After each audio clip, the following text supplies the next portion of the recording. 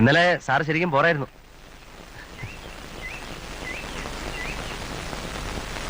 വെള്ളം അല്ലേ? ഇന്നലെ പോരായിരുന്നു, ഇന്ന് അതിനേക്കാളും പോരാട്ടടാ. ഇന്നലത്തെ ഇറങ്ങാത്തതോ അതോ കാലത്ത് ഫ്രഷ് ആയിട്ട് അടിച്ചതോ?